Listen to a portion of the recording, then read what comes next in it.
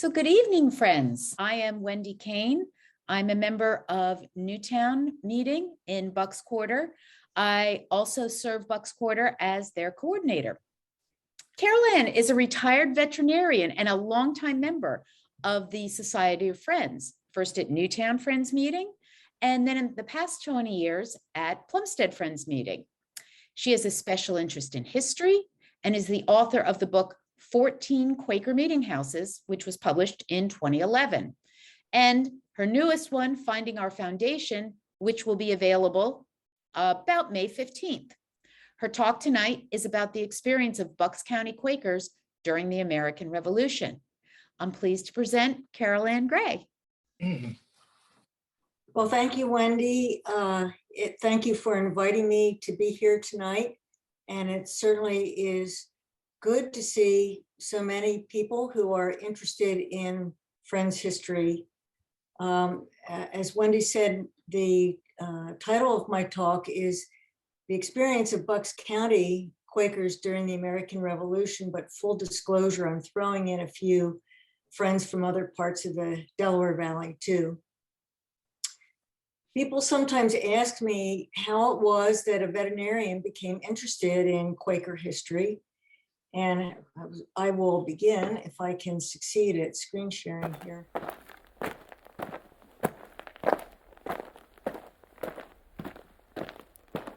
So this is a Plumstead Friends meeting. And there were things about the meeting that just struck me, or the meeting house, that struck me as odd from my very first days of attending there. If you take a look at the building from Point Pleasant Pike, you don't see any doors or entrance. So I wondered why that was. It certainly seemed rather unwelcoming. And the door is actually located around the other side of the building. And then if you take a look at the gable end of the building, you'll see this date stone. And it says that Plumstead was constructed in 1752 and rebuilt in 1875. And I wondered if the meeting house had simply had an extensive repair or whether it had been changed in any significant way. And then relating to tonight's topic, it was said that wounded soldiers from the Battle of Germantown recovered in the Plumstead Meeting House. And if this was true, why had they ended up in the interior of a pacifist church so far away from the battle? But the trouble was, no books had been written with the answers to these and other questions that I had. So then in 2019, we at Plumstead Meeting replaced our floors, opening up the crawl space beneath and exposing the colonial foundation and the remnants of 2 brick fireplaces. This was now a puzzle begging to be solved. But right after that came the pandemic. This gave me the time to review thousands of pages of Quaker minutes and also to order books from Amazon and do quite a bit of research. Along the way, I learned some inspiring and some surprising things as well. And the result was my writing the book that I had wished had been out there years before.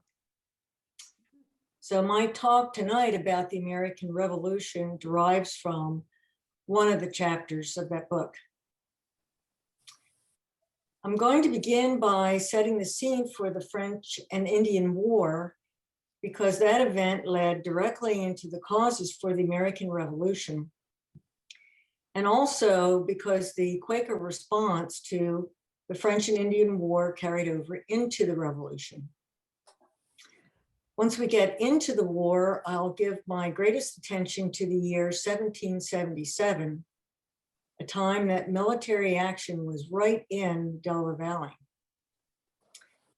After making some concluding remarks, I will then shift gears a little and briefly talk about some new and surprising information that's being discovered by the Mercer Museum regarding the Doane gang. So setting the stage for the French and Indian War, first a word about the Lenape, where our history as Bucks County residents has its roots. It's now believed that North America was heavily populated by indigenous peoples before the arrival of Europeans, and that over the 15 and 1600s, 95% of them died from contagious diseases. They welcomed trade with the Europeans and the opportunity to own European goods, and even went to war among themselves over trade routes.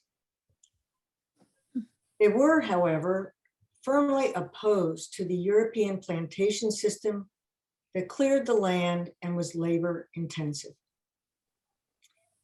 The Lenape were aware that in the South, indigenous peoples were being captured and placed into slavery. By the time of William Penn, the Lenape still outnumbered the Europeans 3-1, but they realized they could not hold off settlement any longer. After negotiating the sale of land in Lower Bucks County, most Lenape retreated to the north and west. However, many Lenape villages persisted in Bucks County after Quakers settled among them, and some of their indigenous trails became important roads, such as York Road, which I will refer to later. In the French and Indian War, it was the Lenape who killed Bucks County settlers.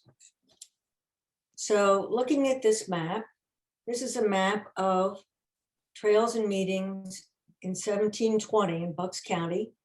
There were actually five Quaker meetings that were in existence at that time. And the green line that is most vertical is the Lenape Trail, which was the most efficient way to get from Philadelphia to the New York area.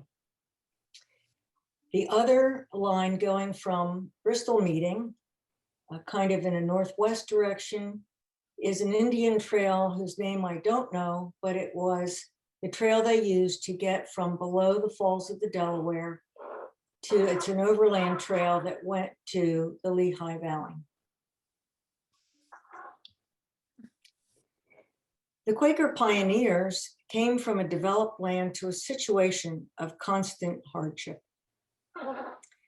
Their earliest homes were log cabins, typically about 12 feet square, and if winter arrived before a barn could be built, they brought their livestock right into the cabin during the coldest weeks to prevent the animals from freezing. Belongings were kept in trunks because there were no cupboards, and spoons were the only eating utensils. The line between those who could thrive and those who could not was thin indeed, and was perpetually threatened by a failed crop, illness, alcoholism, or an accident. In this context, the Quaker meeting served as an extended family. It became an economic unit as well as a religious unit, sharing resources among its members as needed, and was alert to prevent poverty. By the 1730s and 1740s, however, settlements were being overrun by Scots-Irish Presbyterians and German Mennonites and Lutherans. How were Quakers without clergy or a defined creed to maintain their identity? They decided to be distinctive, what they called peculiar, in their speech and dress. But more importantly, they emphasized adhering to Quaker values, which became defined in the yearly meeting Book of Discipline of 1755. Over time, the discipline became ever more strictly enforced by the community. Conformity and uniformity of behavior, a kind of purity, was important, while maintaining a certain guardedness against the worldliness of others. Among the most important of the Quaker values was that of pacifism. Between 1756 and 1763, the English and French went to war over global preeminence and the resources in the New World, called the 7 Years' War in Europe and the French and Indian War in North America. The indigenous people tended to side with the French, who were more interested in fur trade than the plantation system. Furthermore, the English had a reputation for exploitation. By this time, William Penn had died, and in Bucks County, the walking purchase land swindle of 1737 turned many of the remaining Lenape from peaceful neighbors into enemies. The Provincial Assembly of Pennsylvania was dominated by Quakers, and in keeping with the value of pacifism, the colony did not have any forts or militia. The absence of a military establishment left Pennsylvania defenseless, while in 1753, the French were building a line of forts from present-day Erie to Pittsburgh. Thomas Penn pressed for the disqualification of the Quaker assemblymen, who were risking the loss of his charter by refusing to cooperate in prosecuting the war. Meanwhile, the same Quaker reformers who devised the Book of Discipline were also uneasy about the ambiguities of Quakers holding government offices and participating in worldly affairs. And so they too pressed for the resignation of Quaker assemblymen. Complicating matters was that many of the assemblymen were also prominent leaders in Philadelphia Yearly Meeting and were expected to hold fast the Quaker values. A turning point came in 1756, when 5 legislators, including 2 Quakers, signed a recommendation to offer a bounty for Lenape scalps. Thomas Penn declared war and offered the bounty, after which 10 Quaker assemblymen resigned, thus ending the pacifist government in what had been William Penn's utopia. The outcome of the French and Indian War was by no means certain. 90% of the colony's former Europeans lived between the Appalachian Mountains and Philadelphia, leaving the remaining 10% on the western frontier especially vulnerable to attack. In 1756, Yearly Meeting recommended a collection to support suffering Quakers on the frontier and reminded members to stand firm in pacifism. Friends were, quote, exhorted to have a particular regard in maintaining every branch of our discipline, and were not to support the military even indirectly. For example, in 1758, the minutes reported, quote, friends should lovingly endeavor to convince such that have erred in contributing towards furnishing wagons for conveying military stores, and to visit all who have been guilty of anything of that sort and labor with them. This is a minute detailing the disowning of a member in 1759 for enlisting as a soldier. Note the wording here. Let's see if I can get the mouse to work. Yes. Okay. All right. Note the wording here that we think it necessary for the clearing of our Christian profession, which is right here. That is to, and which is the part that has to do with maintaining uniformity and purity.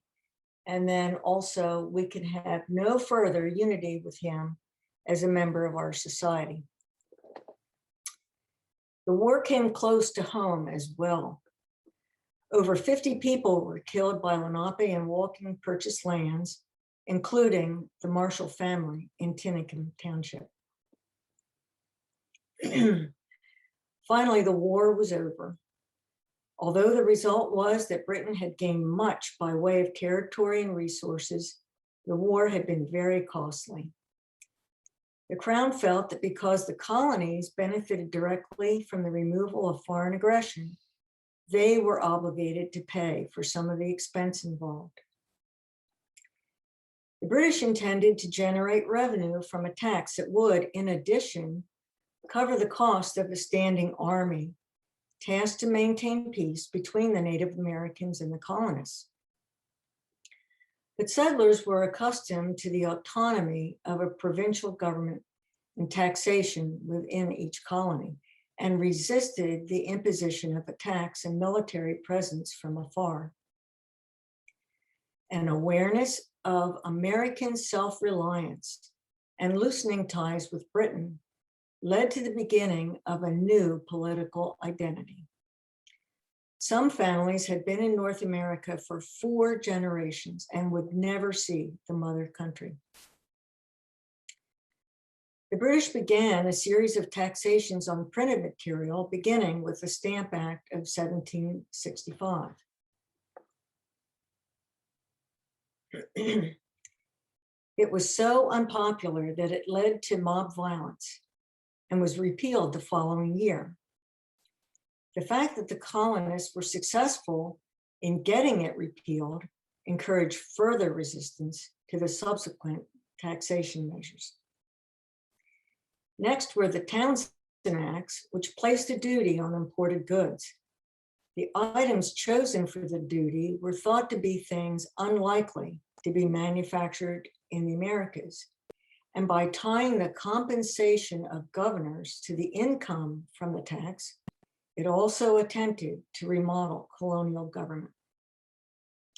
Because the Board of Customs was headquartered in Boston, that area became an early focus for rebellion. Again, there were violent protests culminating in the Boston Massacre of 1770, when British soldiers fired into an angry mob of civilians. The Townshend Acts were repealed in April 1770, except for the duty on tea. After the Boston Tea Party in 1773, the Crown focused its efforts on taming the colony of Massachusetts. Military presence there was increased, and the coercive acts taking away Massachusetts' right to self-governance was passed. So what was happening in Bucks County at this time? In some respects, life was continuing on as usual. Buckingham Meeting built a new meeting house in 1768. Quaker John Dyer, the grandson of one of the first settlers in Plumstead, recorded in his journal in 1771 such notable events as the killing of a very large bear and a local smallpox epidemic. The report from Plumstead Preparative Meeting to Buckingham Monthly Meeting for January 1772, however, revealed the larger issue of remaining pacifist during a time of rising tensions. Harkening back to the strict pacifism expected during the French and Indian War, there was, quote, advice, and by the way, this was not an optional recommendation, but this was more of an informing Quakers what was absolutely expected of them.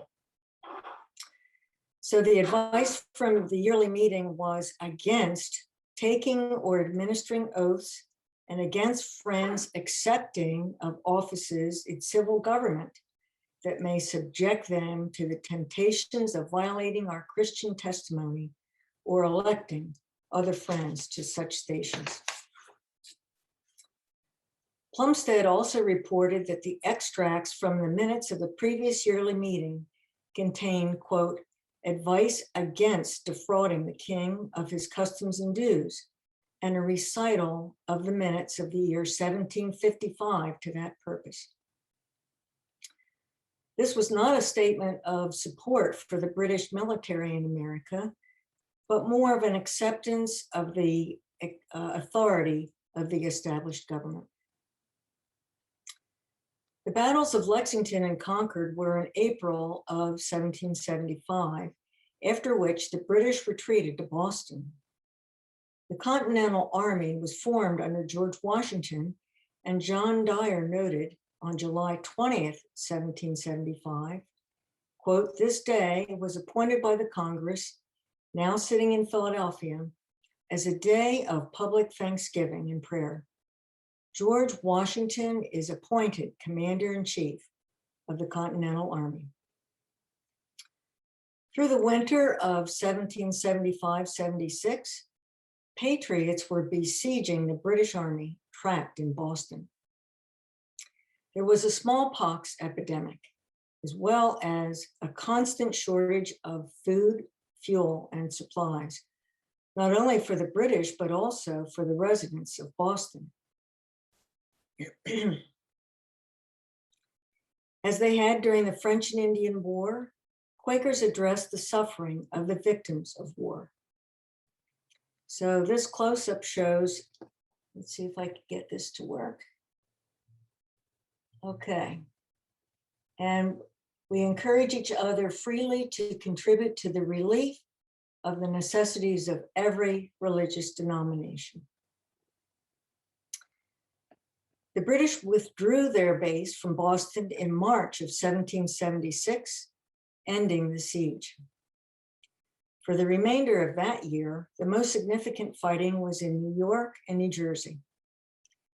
The British captured 3,000 Americans at the Battle of Fort Washington and eventually gained and kept control of New York Harbor for the duration of the war.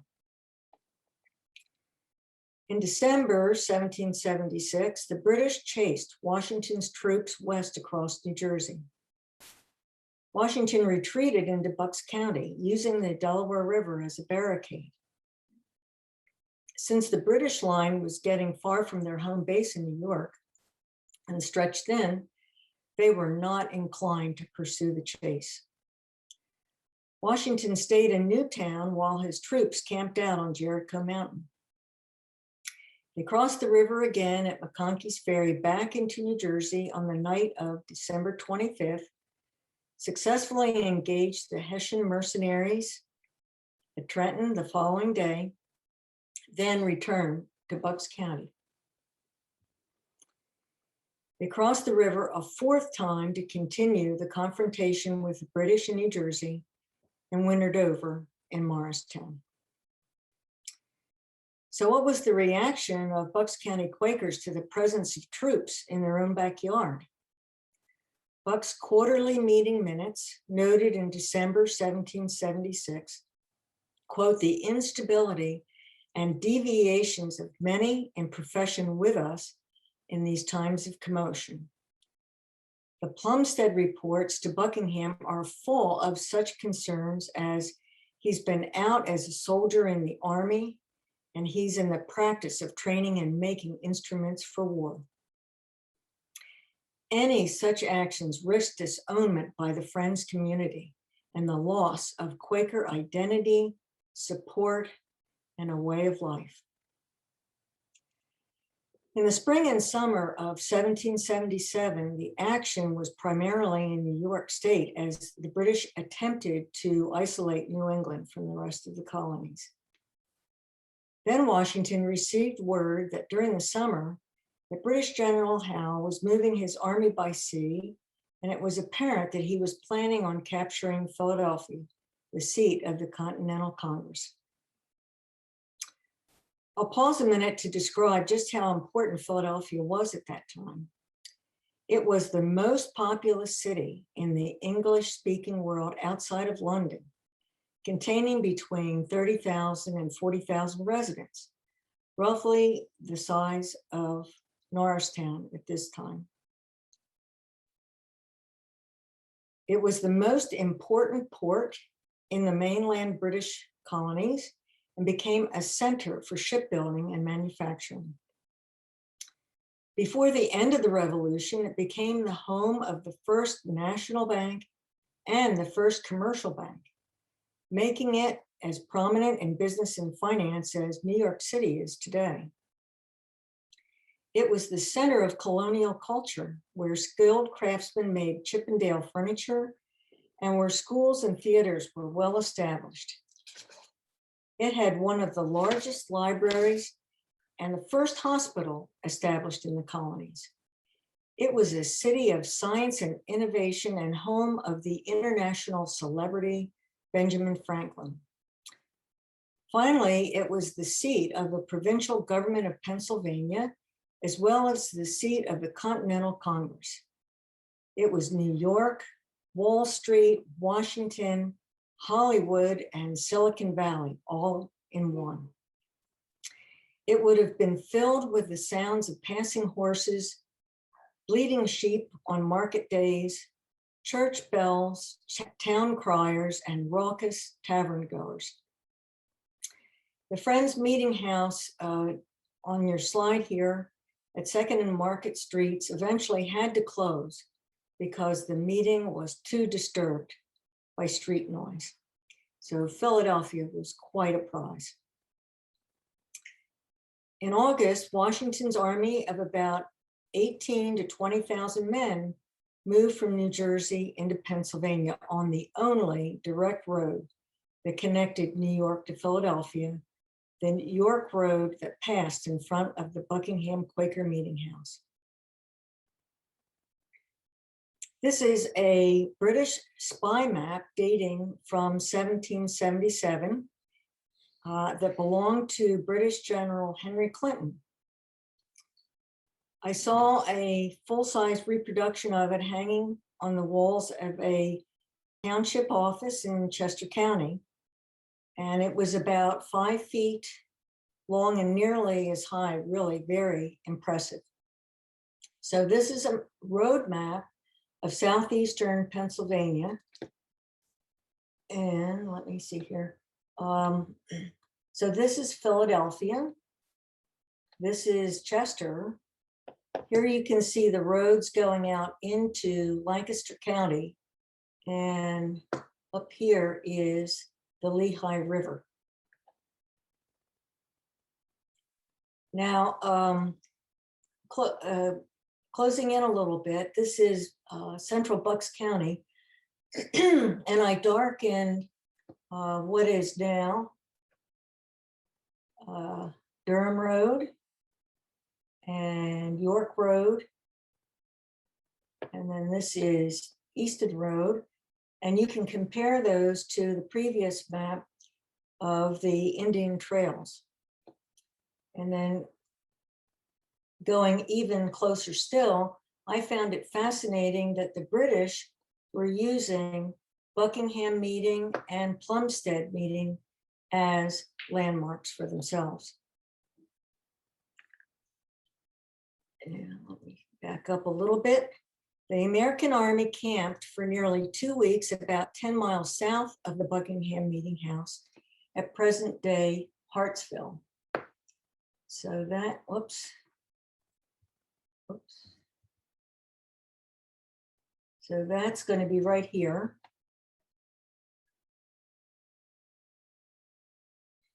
John Dyer remarked in his journal, quote, "I saw the American Army encamped near or at the crossroads, consisting of about 18,000 men in Bucks County. One cannot help but imagine the impact that a crowd of that size would have had upon the residents along York Road, a crowd bringing vermin and diseases, a crowd needing latrines, provisions of all sorts, and hay for their horses. These troops would eventually engage British General Howe's forces at the Battle of the Brandywine in Chester County. In late August, the British Army, consisting of about 17,000 men, marched north from Elk Creek, Maryland, and Quaker Daniel Burns, who lived in northern Delaware, was a miller and the clerk of Wilmington Friends Meeting at the time. Oops. There we go. His diary tells of his experience of having his farm caught between two opposing armies. The British and Hessian troops were slaughtering his cattle and just taking whatever they wanted. On August 31st, George Washington ordered his militia to drive off all the cattle and horses in order to leave the country as bare as possible. For Daniel, the next part of Washington's orders must have been a sickening blow. It was harvest time and many customers had left their grain at his mill to be ground, but Washington wanted the mills disassembled. Then 3 days later, on September 3rd, the sounds of battle echoed across the fields of Delaware. Quakers received a frightening message. The gentlemen of the Board of War of the Continental Congress had imprisoned 20 well-respected Philadelphia Friends without a hearing. Then, as the Battle of the Brandywine loomed even closer, Burns noted in his diary a few days later that an American Army officer had come to his house and had recommended that the family be removed because the Army said the house would likely be torn to pieces with cannonballs. Now, a little more about the Philadelphia Quaker leaders who were imprisoned by Congress. These 20 men had refused to take up arms against the British and were eventually exiled to Virginia. They remained in prison during most of the subsequent British occupation of Philadelphia because the Patriots were concerned about the Loyalists organizing within the city during the occupation. Towards the end of their imprisonment, they were moved to Lancaster, where the Supreme Executive Council had taken refuge, and were finally released, not because their imprisonment was unfair, but because the Congress and the Pennsylvania authorities were becoming increasingly embarrassed after 2 exiles died and the rest were in poor health because of their 8-month ordeal. The Battle of the Brandywine began on September 11th at the old Kennett Quaker Meetinghouse, and the British used the burial ground walls of the nearby Birmingham Meetinghouse for defense. After the battle and Washington's retreat, the British stayed in the area for nearly 5 days. In order to replenish the supplies they had lost on their long voyage from New York, they took full advantage of the rich agricultural landscape, looting and plundering the local mills and farms of the peaceful Quakers for their benefit. Some of the inhabitants took decades to recover from the occupation. One of the families so impoverished was that of Gideon Gilpin. At the time of the Battle of the Brandywine, Gilpin, a Quaker farmer, lived here with his wife and 6 children. He owned 130 acres of farmland, which was plundered by foraging British soldiers. The claim of losses filed by Gilpin included 10 milk cows, a yoke of oxen, 48 sheep, 28 swine, 12 tons of hay, 230 bushels of wheat, 50 pounds of bacon, a history book, and a gun. With the farm devastated and unsustainable, Gilpin converted his home into a tavern in order to support his family. Gideon Gilpin was a prime example of how a neutral Quaker family who wanted nothing to do with the war before the battle was coerced into choosing sides. In 1778, he swore an oath of allegiance with the Continental cause and abandoned pacifism. As a result, and probably also because he kept a tavern, he was disowned from his meeting and did not regain admittance until over 10 years later, when he renounced his wrongdoings and made a formal apology.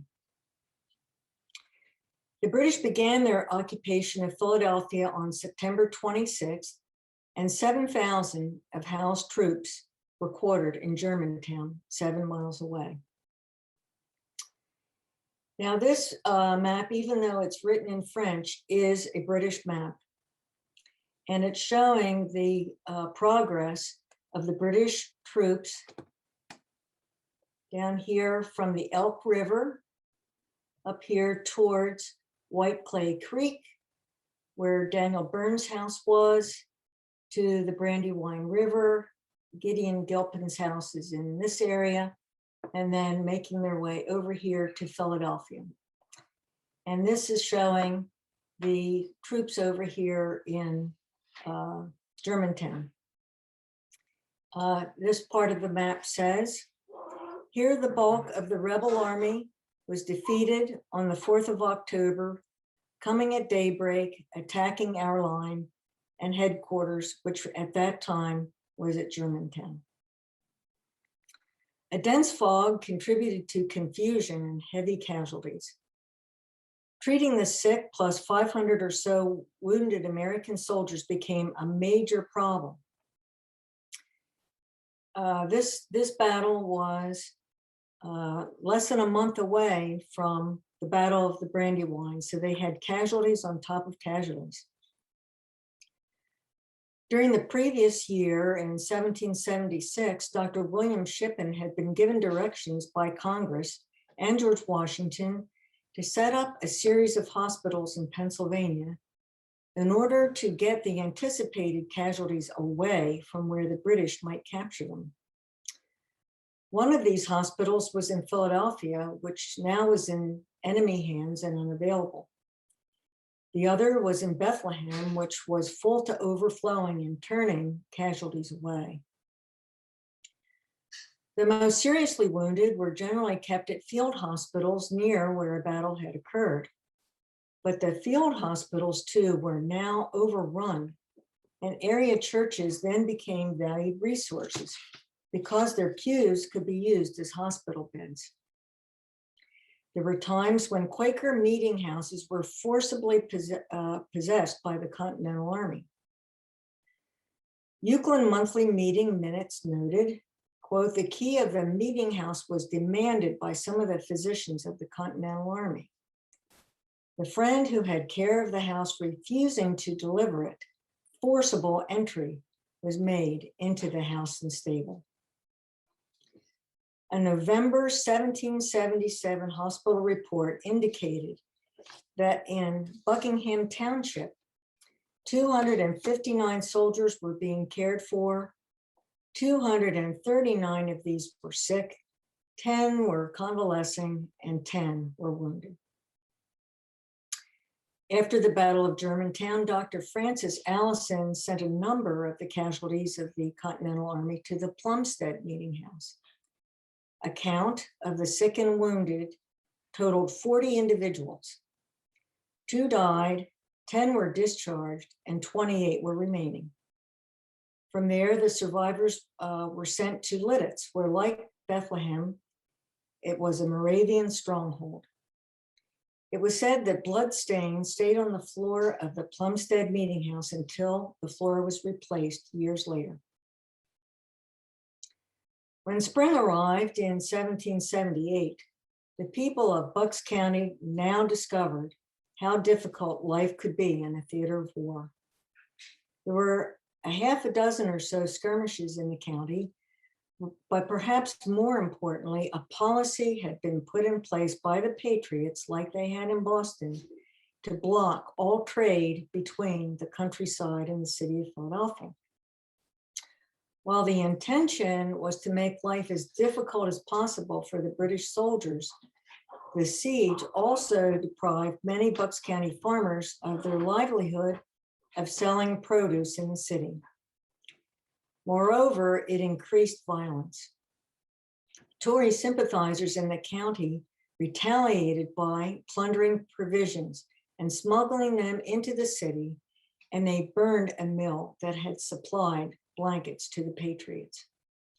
Quakers, who were targets of both camps, demonstrated tremendous courage simply by persisting in holding their meetings for worship at regularly scheduled places and times, and by crossing the belligerents' lines while doing the society's business. In addition to having its leadership exiled, Philadelphia Yearly Meeting had also been directly impacted by the 1778 blockade, when movement was limited in and out of the city. The Yearly Meeting Committee for Sufferings, which, as the name suggests, focused on responding to the suffering of all sorts, decided to delegate some of its work to the various quarters outside the city. They asked in particular for the quarters to help a group of friends who'd been imprisoned in Lancaster for refusing to sign the oath of allegiance and abjuration. This was an oath of loyalty to the province of Pennsylvania and a renouncement of allegiance to the crown. If friends took the oath, they could expect to be disowned by the society. If they did not take the oath, friends could have their property confiscated by the authorities or be publicly whipped or be imprisoned. Then upon orders, the British broke camp from Philadelphia in June of 1778, bound for New York. Washington's final foray through Bucks County was in pursuit of the British General Henry Clinton's troops as they marched from Philadelphia towards New York. Washington stayed overnight in Doylestown, after which the army marched north past the Buckingham Meeting House, crossed the Delaware River at Coryell's Ferry, and headed to their victory at the Battle of Monmouth. So this is a map that kind of summarizes what I just talked about, the 3 years that troops were marching through Bucks County. And so here we have in 1776 that,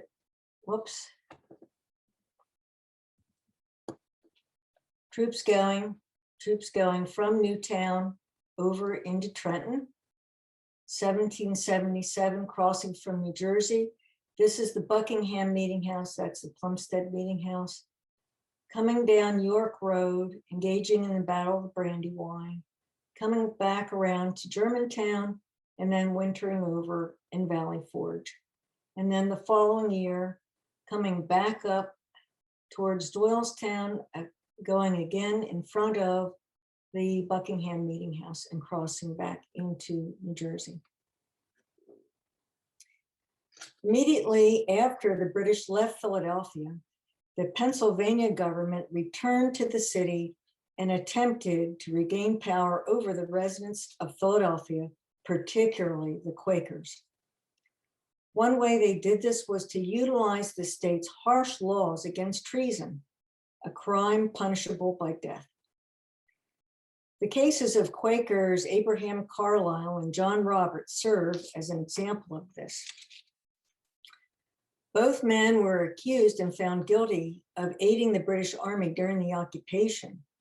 Roberts for acting as a guide and spy, and Carlisle for holding a commission in the Army. They were executed by hanging in November of 1778. However, the interesting point concerning their execution is not what they were guilty of, but the fact that they were put to death for treason in the first place. Historian Peter Messer notes that 130 people were accused of treason after the British left, but only these two elderly Quakers suffered the maximum punishment permissible by law. So this is a letter that John Roberts wrote about a month before his execution, and I find it so touching. I thought I would read it to you. It goes, "My good friend, my present unhappy situation induces me to make application to you for assistance, and I'm fully satisfied that of your person I shall not be disappointed in my expectation. I've already been tried and convicted of high treason. Notwithstanding, every step has been taken to prevent that calamity. Some few measures properly taken and supported may yet rescue me from destruction. And as your influence in the city may be a very great advantage to me, I must take the liberty of praying in the most earnest manner that you would indulge me with a sight of you as soon as possible. And every expense attending your journey shall be gratefully repaid you. I know well that your humanity will lead you to take any steps toward affording assistance to an unfortunate man borne down by popular prejudice and his own natural infirmities to the lowest degree. In conclusion, by withdrawing from politics and government during the Revolution, Quakers had earned the suspicion, distrust, and abuse of both the patriots and the loyalists. To some Quakers, the financial losses suffered by wealthier friends during the war was a welcome form of discipline. For others, their own wartime suffering and ostracism increased their sense of empathy, especially towards those kept as slaves, and propelled the issue of abolition beyond the society. In the end, they did manage to maintain their pacifism fairly consistently, while providing financial assistance to the deprived, healing the sick and injured, tending to the imprisoned, advocating for the abolition of slavery, and educating their children. The American Revolution ended in 1783. By the time of the establishment of the new national government in 1789, an extended era of peace had already opened, and Quakers had found an accepted place in their respective communities. Philadelphia Yearly Meeting took the occasion to present an address to President Washington, assuring him of their firm loyalty and pledging to contribute freely both to the necessary support of civil government and to the needs of the poor. Washington replied with a gracious statement of his high regard for the Quakers and the constructive role they played in society. So now on to the Doane Gang. I'm just briefly going to summarize the exploits of the Doane outlaws for those who may be unfamiliar with them. Legend has it that the Doane family were Quaker pacifists in Plumstead Township who were targeted by Patriot tax collectors, thus coercing them to side with the British, and that the father of the family, Joseph, was a devout, law-abiding citizen who was victimized by his sons. At the core of the gang were 5 brothers: Moses, Aaron, Mahlon, Levi, and Joseph, who were the sons of Joseph Sr. and their cousin Abraham. Moses appears to have been the ringleader and was a British spy and a horse thief during the Revolution. Over the years, the band grew to include nearly 30 members, friends and relatives, not only from the Doane's home territory of Plumstead Township, but also from other parts of southeastern Pennsylvania, New Jersey, and Maryland. Over the years, there has been much mythology that has arisen about the Doanes and their exploits. But one of the first historically documented exploits of the gang was also their most spectacular feat.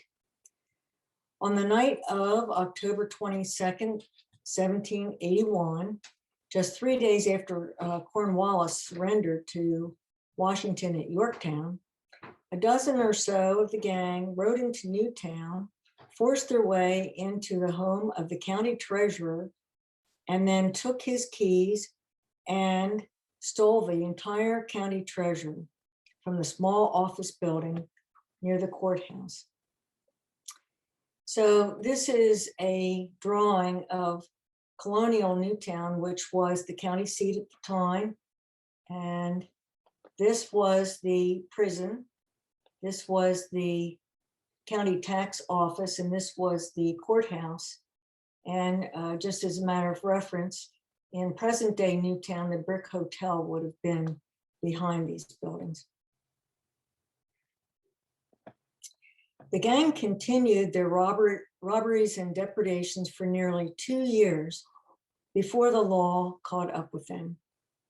By this time, Moses had been killed in a shootout, Aaron and Joseph had fled to Canada, and Malin disappeared in New York City. Eventually, Levi and his cousin Abraham would be sentenced and hanged in Philadelphia in 1788. Their bodies were brought back to Plumstead for burial, and modern day markers outside the burial ground wall of the Plumstead Meetinghouse indicate the grave sites. However, we now know that the Plumstead Doanes were not Quakers.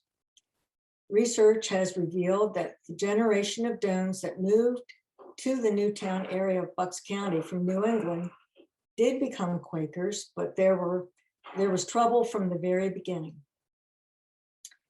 Daniel Doane, the great-grandfather of the Outlaws, was disowned from Middletown meeting in 1711 for his study of astrology.